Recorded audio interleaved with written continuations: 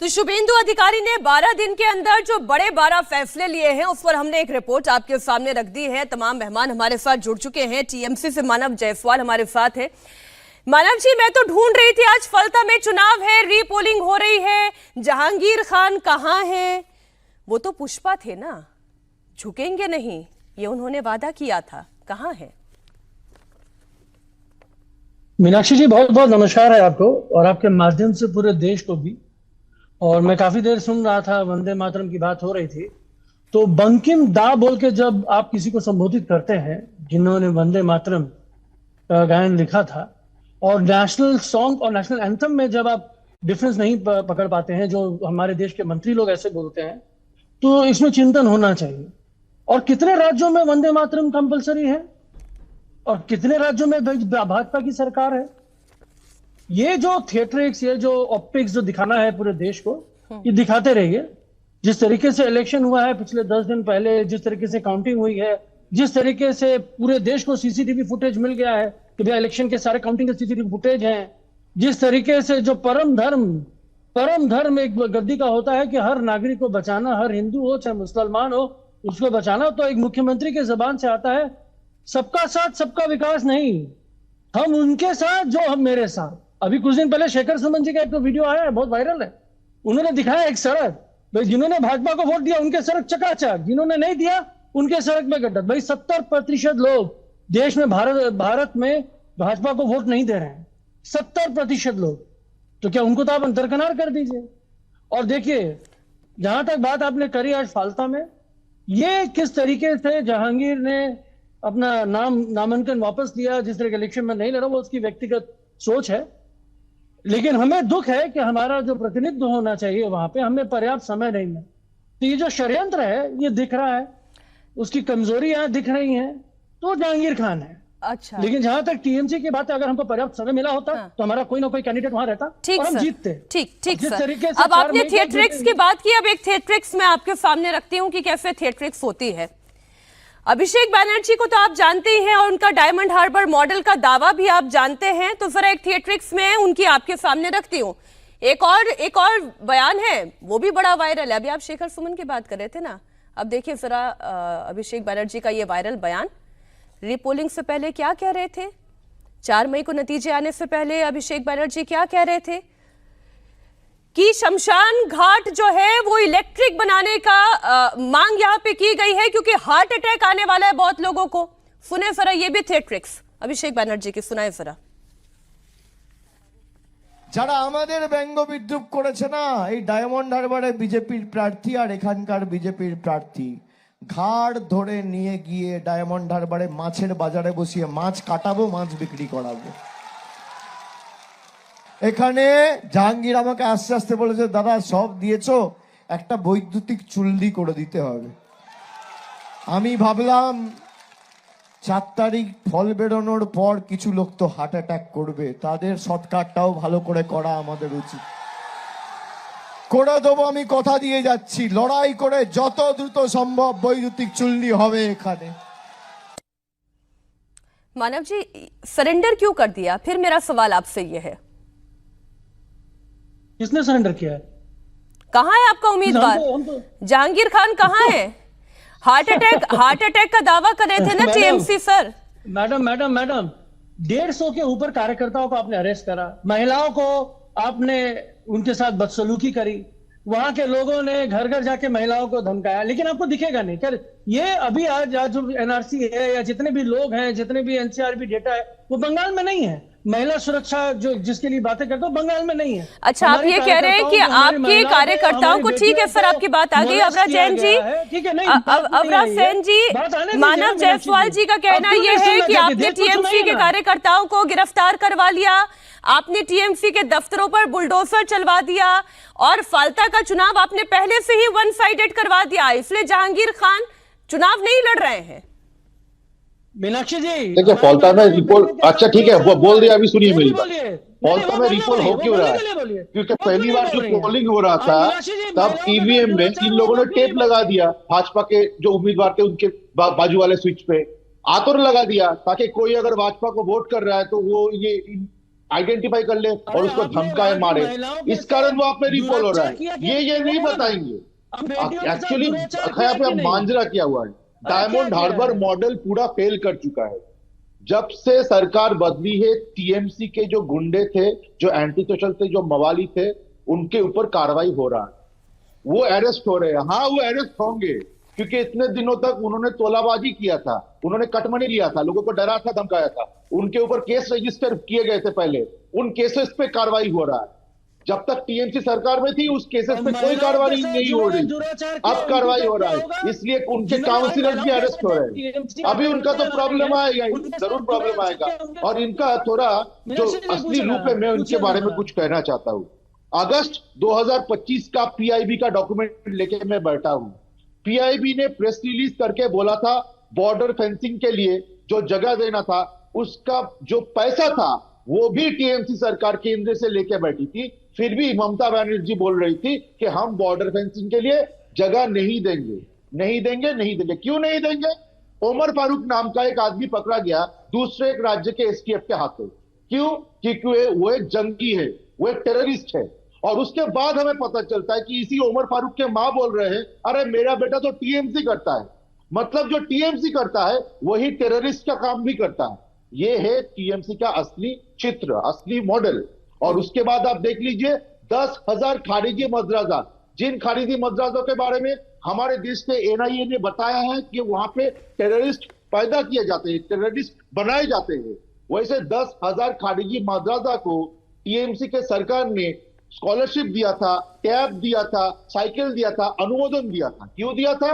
ये प्रश्न तो आएगा, ये प्रश्न तो आएगा। खारिजी मदरसा को तो अनुमोदन देने का कोई प्रश्न नहीं था। ठीक, फिर आपकी भी बात आ गई। मेरा सवाल घोष था आपसे ये है कि ये जो सरेंडर हो गया या सरेंडर करवा दिया, जैसे मानव जायसवाल कह रहे हैं कि बीजेपी एक आंख से हिंदुओं को देख रही है, एक आंख से मुसलमानों को देख रही है, जो वो समझाने की कोशिश कर रहे हैं, और फिर एनसीआरबी का डेटा वो लेकर आ रहे हैं। बंगाल में इस वक्त हो क्या रहा है? ये परिवर्तन आ रहा है, ये बदलाव हो रहा है, या ये बदलाव हो रहा है?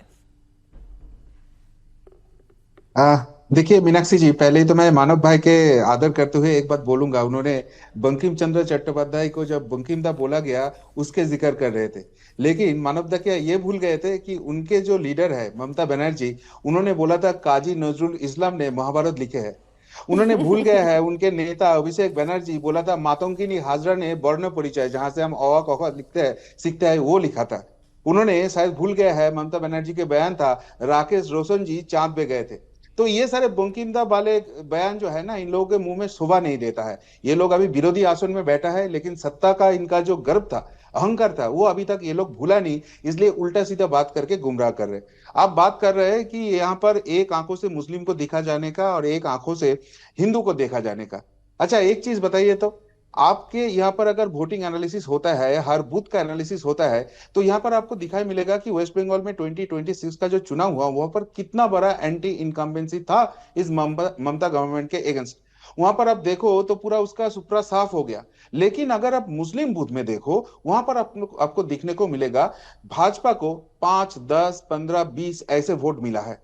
तो इसका मतलब मुस्लिम लोग भाजपा को रिजेक्ट कर रहे हैं। चलो ठीक है, एक पार्टी को आप रिजेक्ट कर ही सकते हो, लेकिन आपके पास दूसरे ऑप्शन है जहां पर पूरे राज्य टीएमसी को यहां पर रिजेक्ट कर रहा है, वहां पर मुस्लिम अभी भी टीएमसी के लिए वोट कर रहे हैं। और ये टीएमसी वालों अभी भी कुछ भी इशू होता है तो वहां पर हिंदू मुस्लिम ये बातें लेने आने का कोशिश कर रहे हैं। तो यहाँ पर एक आंखों में मुस्लिम एक आंखों में हिंदू किसका है? ममता बनर्जी का खुले आम बयान थे। नहीं घोषदा, एक बात बताए, अब अगर सरकार ये फैसला लेती है कि मुस्लिमों को ओबीसी आरक्षण का लाभ नहीं मिलेगा, इमामों और मुअज्जिनों के सरकारी भत्ते बंद होंगे, मस्जिद पर तेज आवाज में लाउड स्पीकर बजाना बैन होगा, सड़क पर नमाज पढ़ना बैन होगा, तब तो सियासत होगी और बवंडर भी उठेगा। एक बात मीनाक्षी जी बताइए, इनमें से कौन सा बात है जो संविधान के साथ चल रहा है? एक भी बात है क्या? संविधान बोल रहा है आप धर्म के भित्ति में किसी को आप ये पैसा दो, वो इमाम मुअज्जिम हो सकता है, वो पंडित पुरोहित हो सकता है, सबका वो जो गवर्नमेंट से एड मिलता था वो बंद कर दिया शुभेंदु अधिकारी जी ने।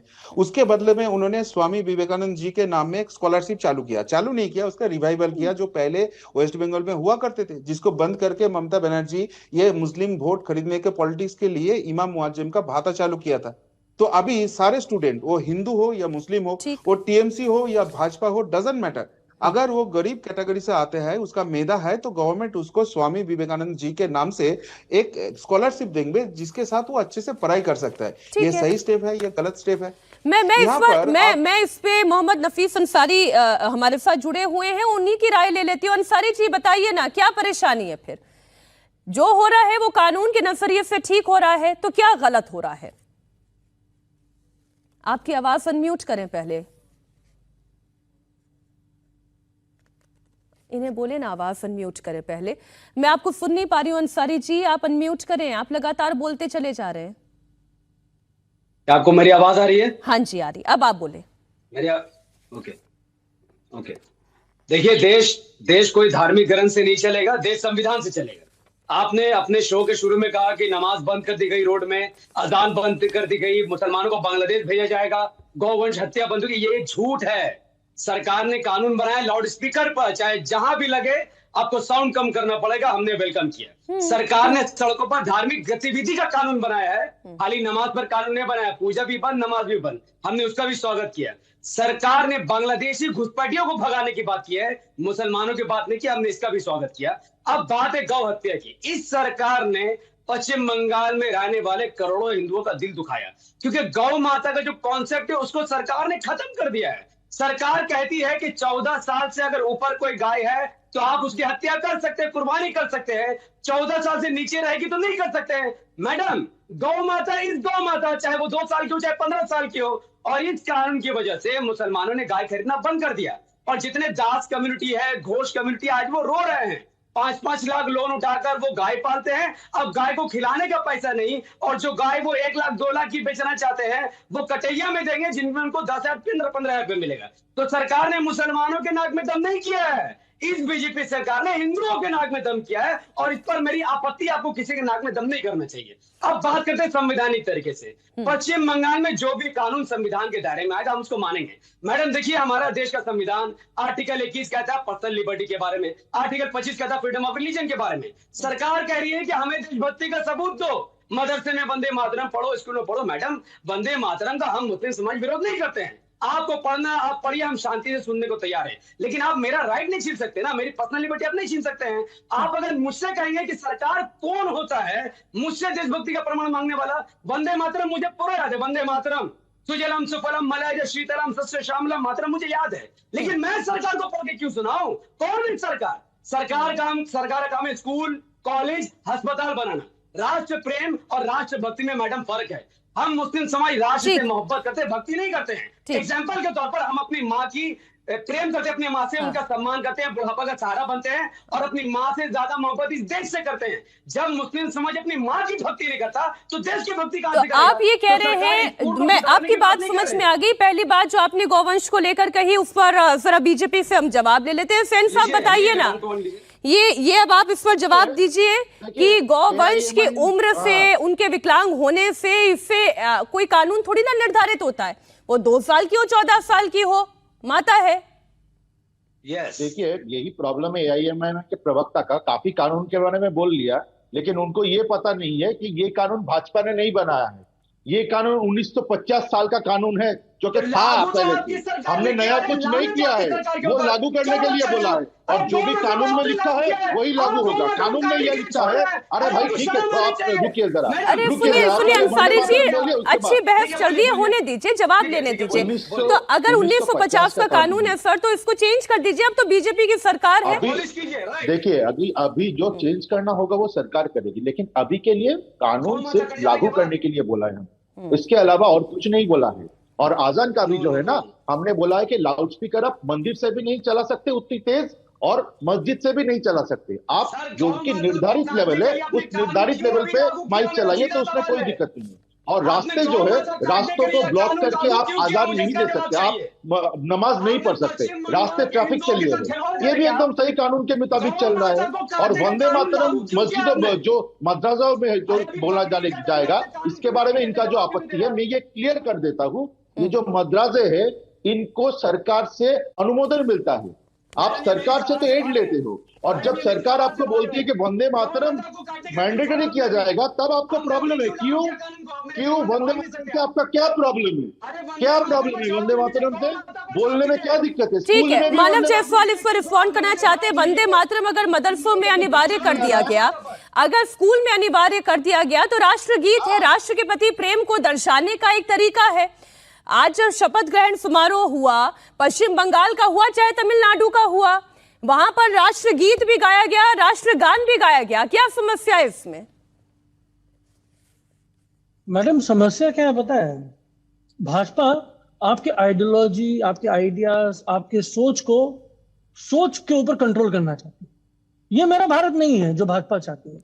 मतलब आज अगर मेरा भारत अगर ऐसा होता तो वंदे मातरम करना, एक मिनट फैन जी रुक जाइए, फैन जी रुक जाइए, मीनाक्षी फैन जी एक मिनट रुक जाइए, सहनशीलता रखिए। मैं इसलिए बीजेपी को रोक रही हूँ। मुझे ये बताइए कि नहीं जायसवाल जी, सुनिए मानव जी, वंदे मातरम गाने से आइडियोलॉजी को टेक ओवर करने का क्या मतलब है? मुझे इस बात का मतलब समझाए जो आपका पहला स्टेटमेंट है। बिल्कुल मैं आपको क्या बोला, हमारे सोच को ये काबिज करना चाहते हैं। ये चाहते हैं कि हम उन्हीं की तरह से सोचें। क्यों? मेरा भारत रंग बिरंगा है, मुझे वंदे मातरम, सुजलाम सुफलाम सच्चे श्यामलाम गाना है, मैं गाऊंगा। जो नहीं गाना चाहता उसको जबरदस्ती गिनाएंगे और उनको गवा के आप उनको ये प्रमाणित कर देंगे कि वो देशभक्त हैं कि देशद्रोही है। ये कौन सा पैमाना है? आपने तो जनगण मन, आपने तो आपके आरएसएस ने तो हमारे ध्वजा को नहीं इतने सालों तक अपनाया।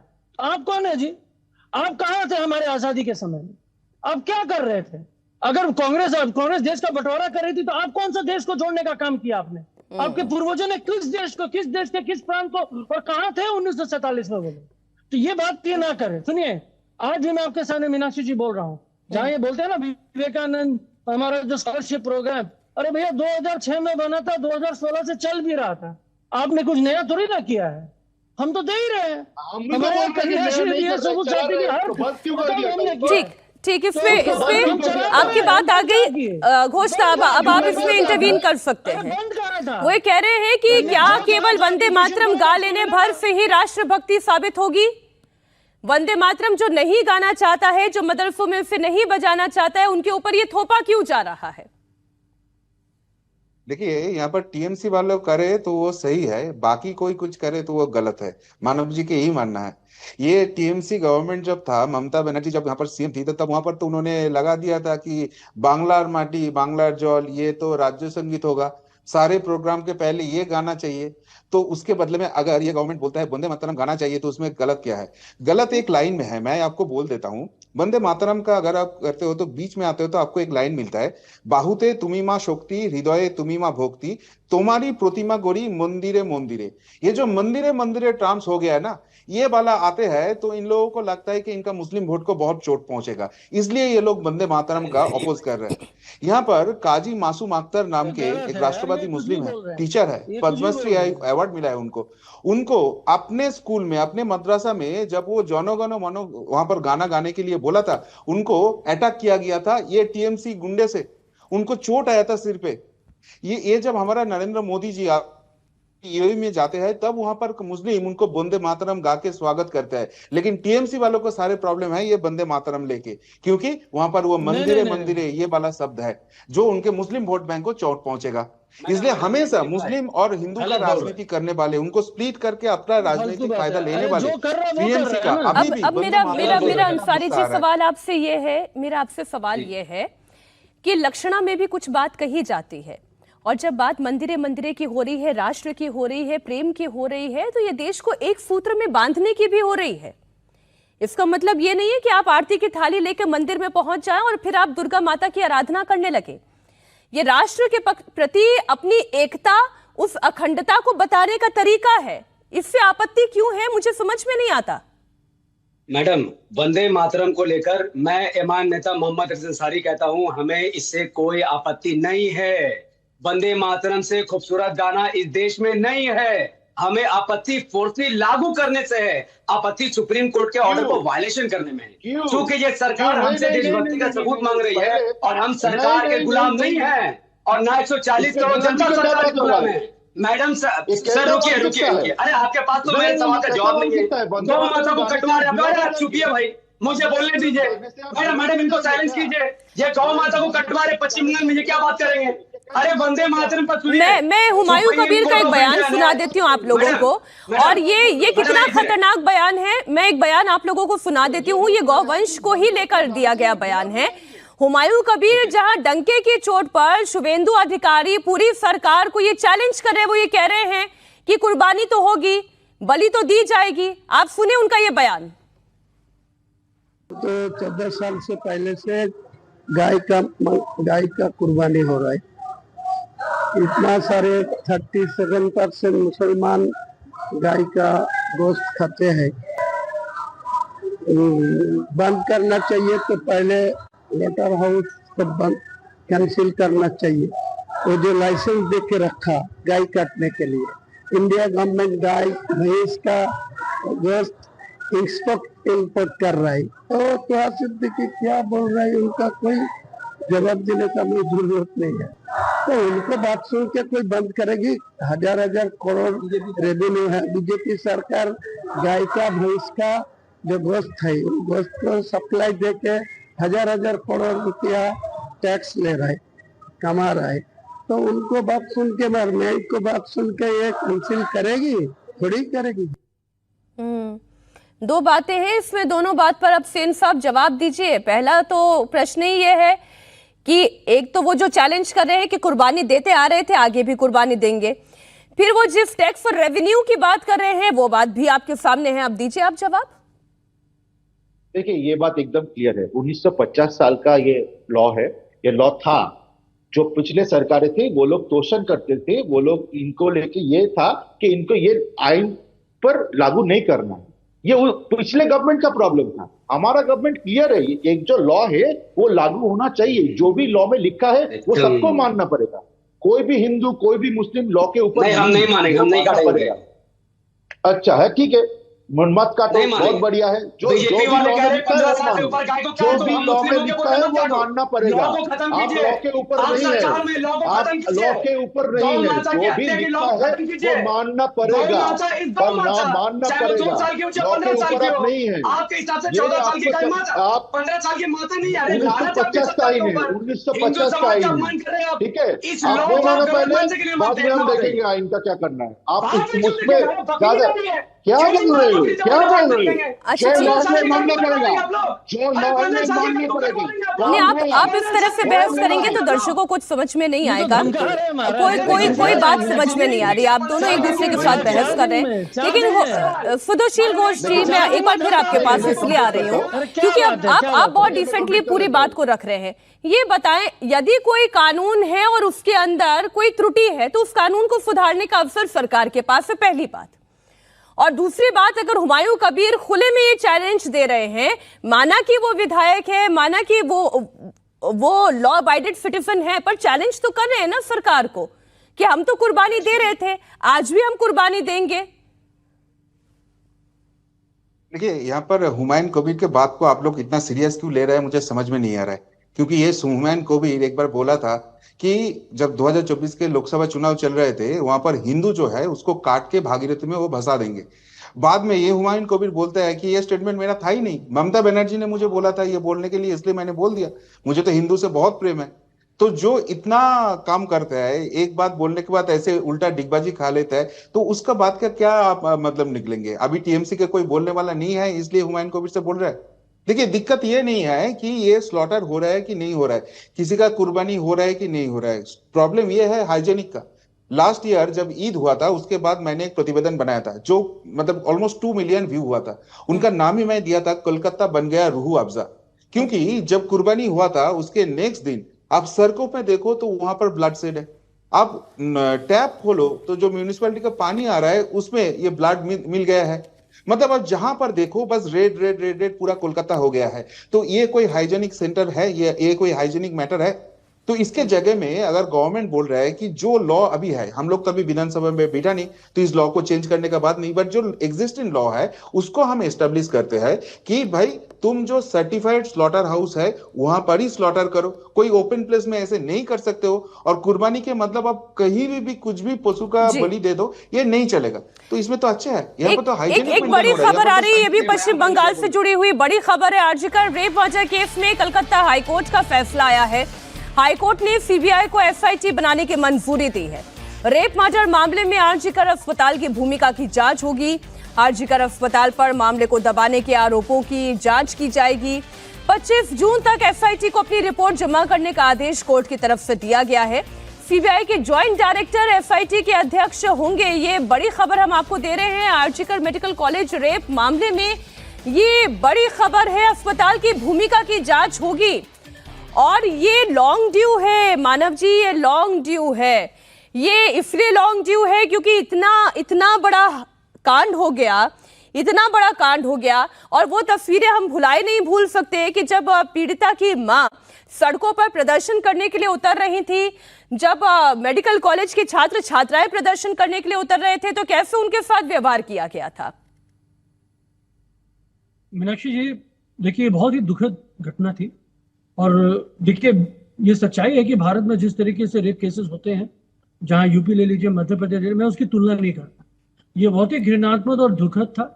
और जहां तक बात है सीबीआई की, जहां तक बात है बंगाल पुलिस की, जो हमने कार्य का निर्वाह उन्होंने किया, अगर उसमें त्रुटि है तो ये एसआईटी गठित हो रही, वो काम कर लेगी। लेकिन इसके दौरान हमने एक अपराजिता बिल निकाली थी। अपराजिता बिल हमने लागू करने का प्रस्ताव रखा था, जो हमारे असेंबली में पास हो गया, जो आज भी केंद्र के पास पड़ा है। अब तो इनकी सरकार है, अपराजिता बिल ला दीजिए। फास्ट ट्रैक में महिलाओं को सम्मान मिलेगा, महिलाओं को न्याय मिलेगा, इसकी आप घोषणा कर दीजिए। अरे आपको तो पूर्ण बहुमत है बंगाल में भी, अब करिए। जहां तक स्लॉटर हाउस की बात है, जहां तक बीफ की बात है, अभी स्लॉटर हाउस नहीं, मैं संदीप घोष की बात करना चाहती हूँ। अब संदीप घोष की भूमिका, इस भूमिका को भी कौन भूल सकता है। एआईएमआईएम नेता भी हमारे साथ है। देखिए, महिलाओं के मामले में तो सभी के एक सुर में आवाज निकलनी चाहिए। आखिर वो कौन सी ताकतें थी संदीप घोष के साथ जो बार बार उनका ट्रांसफर टाल दिया जाता था। संदीप घोष को कैसे वो संरक्षण मिल जाता था। मैडम मुझसे पूछ रहे हैं आप? जी जी बिल्कुल, आप इससे पूछ रही हो। मैडम देखिए, आरजीकर में जब रेप केस का मामला सामने आया था, यहाँ टीएमसी की सरकार थी, उसके बावजूद भी एआईएमआईएम के सारे वर्कर्स ने जितना हो सकता था जोर लगाकर हमने तृणमूल कांग्रेस की सरकार की आलोचना की। जिस तरीके से वहां सीसीटीवी फुटेज गया था उसकी भी हमने आलोचना की। और हर दम तक हमने ये मांग किया कि किसी तरीके से आरजीकर वाले मामले का इंसाफ हो। और हमारा मानना है, जब तक रेप को लेकर सख्त कानून नहीं बनाए जाएंगे, तब तक ये रेप का मामला नहीं रुकेगा। इस देश में औरतों को घूर घूर कर देखने वालों के खिलाफ ही आप ऐसा कानून बना दीजिए। रेप तो बहुत दूर की बात है। सर, कानून बनाने से कुछ नहीं होता। मैं आपको बता रही हूँ, मैं एक महिला हूँ, मैं आपको बता रही हूँ कि कानून बनाने से कुछ नहीं होता। अगर उसको इम्प्लीमेंट करने वाले लोग, अगर उसे इम्प्लीमेंटेशन करने वाले लोग अगर अच्छी नियत के साथ उस कानून का इम्प्लीमेंटेशन नहीं करते, तो आप बनाते रहिए कानून। इम्प्लीमेंटेशन नहीं करेगा उसको भी जेल ठूसिए, यही तो हम बता रहे हैं। घोषता बना लीजिए कानून, अपराजिता कानून बना लीजिए, कितने बिल लेकर आ जाइए, लेकिन जब तक संरक्षण प्राप्त होता रहेगा तब तक कैसे घटनाएं रुकेंगी। एकदम मीनाक्षी जी, ये कानून से कुछ नहीं होता। अपराजिता बिल जो है वो ममता बनर्जी का जस्ट शो ऑफ था, यहाँ पर आंखें मूड़ने के लिए एक कोशिश था और कुछ नहीं है। वहां पर क्या था अपराजिता बिल में? नहीं, बट वो बात छोड़ दीजिए। मेन मुद्दे जो है, जब एक सीएम यहाँ पर कोई रेप का इंसिडेंट हो जाता है तो उसको बोलता है तुच्छ घटना, मतलब सिंपल इंसिडेंट। अगर वो बोलती है कि ये साजाना घटना, फ्रेम्ड इंसिडेंट है। अगर एक बच्ची की रेप हो जाता है, टीएमसी वालों का नाम आ जाता है, तो बोलता है वहां पर लव अफेयर चल रहे थे, वहां पर कुछ देखने का जरूरत नहीं है। तो उस स्टेट में, उस जगह में नारियों का क्या हाल होगा, वो आरजीकर सबसे बड़ा प्रमाण है। और यहाँ पर ये जो एसआईटी बना है, इसको वेलकम इसलिए कर रहा हूं क्योंकि उस घटना में तब का मुख्यमंत्री ममता बनर्जी का क्या भूमिका थी, उसका कितना हाथ था, वो देखने का जरूरत है। क्योंकि ममता बनर्जी का खुद का बयान है, उस इंसिडेंट जब हो रहा था तब वो झारग्राम में थी। मैं तो ये कह रही हूँ सर, जिस प्रदेश में मुख्यमंत्री ही ये बयान दे दे कि 7 बजे के बाद, 8 बजे के बाद महिलाओं को घर से बाहर नहीं निकलना चाहिए, उस प्रदेश में महिलाओं का विकास कैसे होगा। मैं तो सवाल ये भी पूछूंगी। आज मेरे पास समय इतना ही था। बहुत शुक्रिया वसील, शुद्धशील जी, मानव जायसवाल जी, नफीस अंसारी जी हमारे साथ जुड़ने के लिए।